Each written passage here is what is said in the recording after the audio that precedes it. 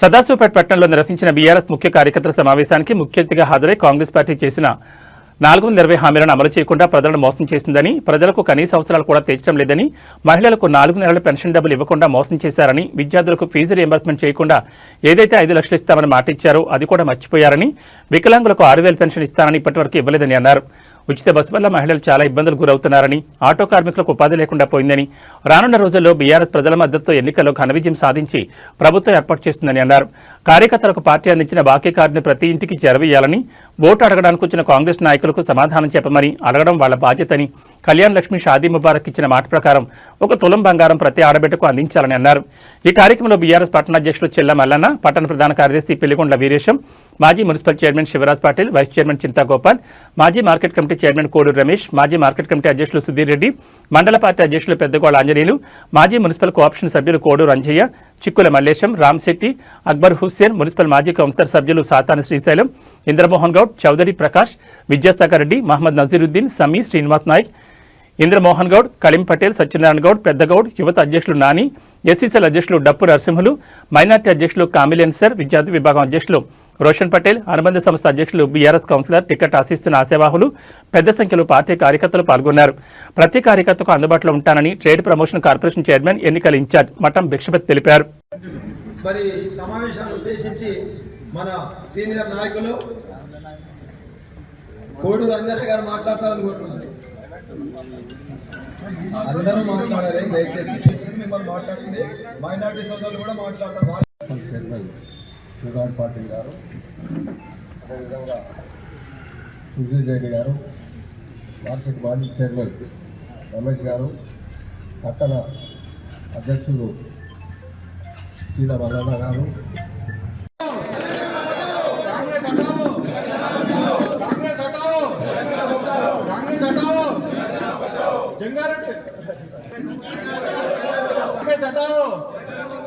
జై తెలంగాణ, జై తెలంగాణ, కేసీఆర్ గారి నాయకత్వం, కేసీఆర్ గారి నాయకత్వం, హరీష్ అన్న నాయకత్వం, ప్రభాకర్ అన్న నాయకత్వం, జై తెలంగాణ, జై తెలంగాణ.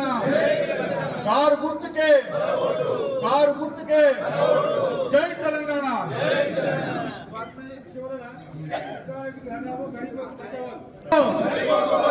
జగ్గారెడ్డి హటావో, కాంగ్రెస్ హటారో.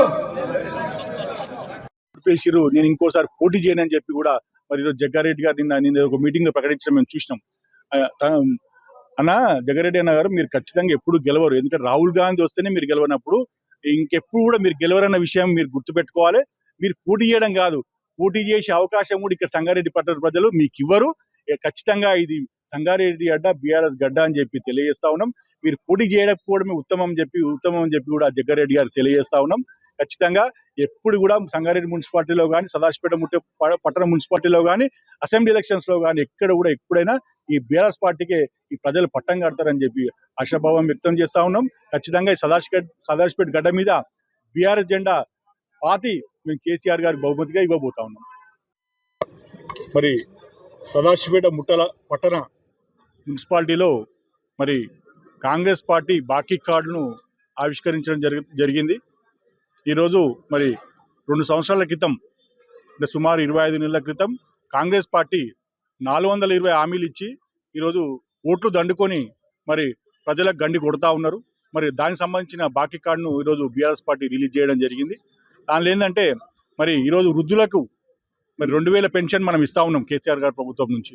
కానీ ఈరోజు కాంగ్రెస్ వచ్చిన తర్వాత మేము 4000 ఇస్తామని చెప్పి వాళ్ళ ఓట్లు దండుకొని ఈరోజు మరి 25 నెలలు అంటే నెలకు 2000 చొప్పున సుమారు 50,000 రూపాయలు మా వృద్ధులకు ఈరోజు కాంగ్రెస్ ప్రభుత్వం బాకీ పడ్డ విషయం కూడా తెలియజేస్తా ఉన్నాం. అదేవిధంగా మా మహిళా సోదరిమణులకు మరి ఈరోజు మీ ఇల్లు బాగుంటుంది, మీకు 2500 నెలకు రూపాయలు ఇస్తాము, మీరు అన్ని మీ సొంతంగా చేసుకోవచ్చు అని చెప్పి ఆ రోజు ఆశ పెట్టి మా ఆడపడుచుల ఓట్లు దండుకున్నారు ఈ కాంగ్రెస్ ప్రభుత్వం.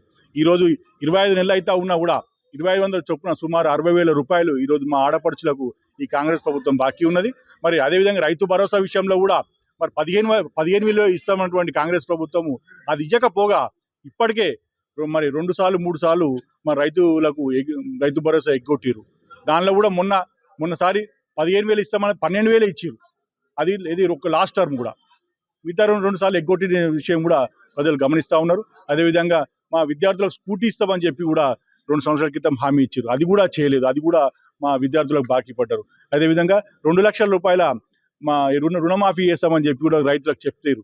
కానీ ఇలా ఒక ఇద్దరు అన్నదమ్ములు ఉంటే ఒక్కరికే ఇచ్చి ఆ ఇంట్లో గొడవలు పెట్టిన ఈ కాంగ్రెస్ ప్రభుత్వం దీన్ని కూడా ప్రజలు గమనిస్తూ ఉన్నారు. అదేవిధంగా అనేక కార్యక్రమాల్లో కూడా ఈరోజు మా షాదీ ముబారక్లో కూడా వాళ్ళు తులం బంగారం ఇస్తామని చెప్పారు.